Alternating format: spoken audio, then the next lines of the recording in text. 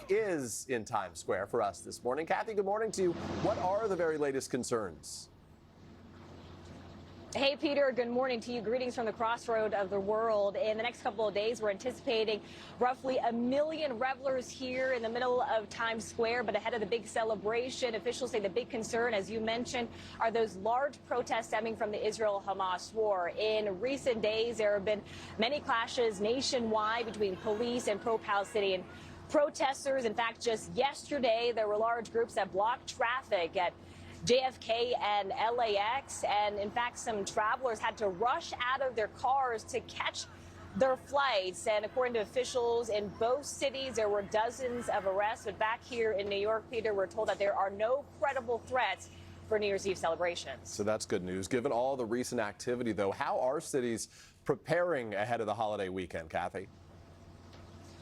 Yeah, so Peter, officials say that a concern is the potential for those lone wolf attacks, and that's why major cities like New York and Boston, they are stepping up patrols. You will see a lot of officers in uniform, other plainclothes officers on the ground as well, and they're urging members of the public to stay vigilant and report any sort of suspicious activity. But ending on a lighter note, Peter, yesterday we got some news about the New Year's Eve ball. We are told that there will be 2,600 crystal panels, and those panels, the theme will be bow tie theme, so you have to look very closely to see those bow ties, but it's a nice sparkle to round out the year. Yeah, like an ordinary chandelier at your home, right? Yeah, Kathy, appreciate it very much. Thank you. Something like NBC News correspondent Kathy Park is live in New York City's Times Square with the details.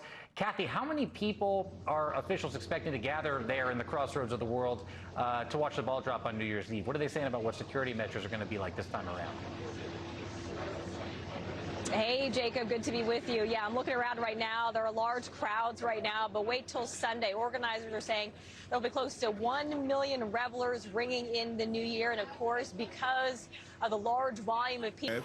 And Jacob, if you are headed to New York City to ring in the new year right here in Times Square, the NYPD passed along a few helpful tips to kind of keep your belongings safe. They said if you are coming with a purse, remember to keep that close to your body. Also, only bring cash and credit cards that you need. And I thought this last tip was pretty interesting.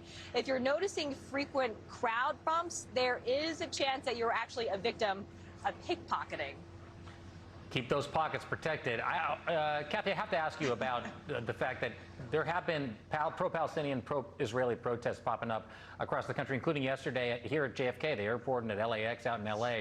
How do officials expect this type of activity to impact the celebrations in Times Square or other places for that matter? Yeah, that's a great question. And this is something that law enforcement all across the country are keeping a close watch on. Obviously, as I mentioned, they are staffing up patrols. You mentioned JFK and LAX yesterday. We saw how disruptive these protests can be.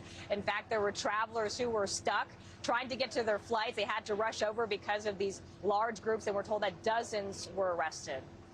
NBC News correspondent Kathy Park in New York City, the crossroads of the world, Times Square for us. Kathy, thank you.